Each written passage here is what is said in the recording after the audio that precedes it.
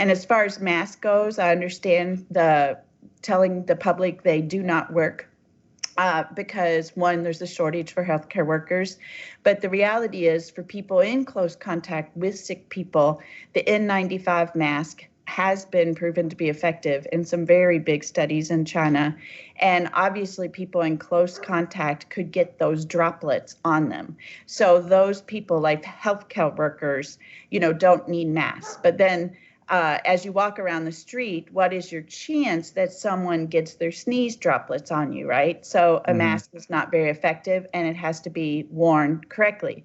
As a teacher, however, what is my chance of getting a droplet on me?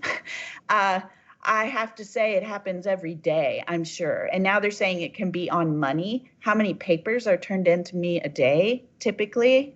And so if we're going to continue schools and tell people masks aren't effective, can we rethink that? Maybe teachers should wear masks because we are exposed in close contact to droplets all day long.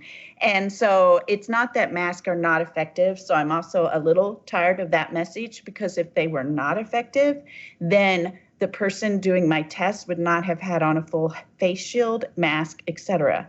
They are effective for when you have to be in close contact with people who have the disease and if they are worn correctly.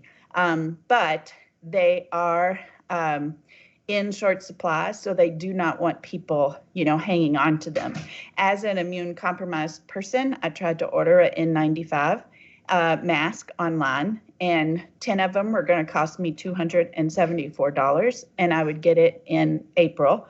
I found a different one that is an N95, and it wasn't $274, but I still can't get it till the end of April, because if I'm going to be in close contact, very close contact with 140 people a day, then I do feel like I would want to wear a mask, not only if I'm coughing and sneezing, but just for protection. And I would have to do research on how to wear it and how to fit it and all that. But I don't think people really understand how crowded a lot of schools are.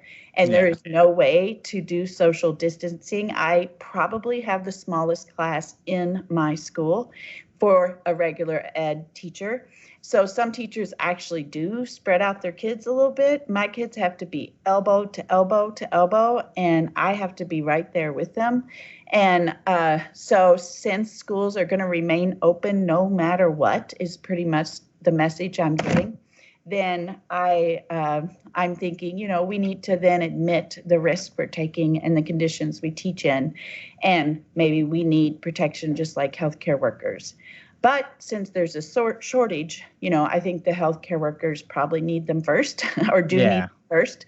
But I think this whole message being put out there, they do not work, is not quite the truth, or else why would our healthcare workers need them? They do not work if you're just walking down the street and you aren't elbow to elbow with sick people.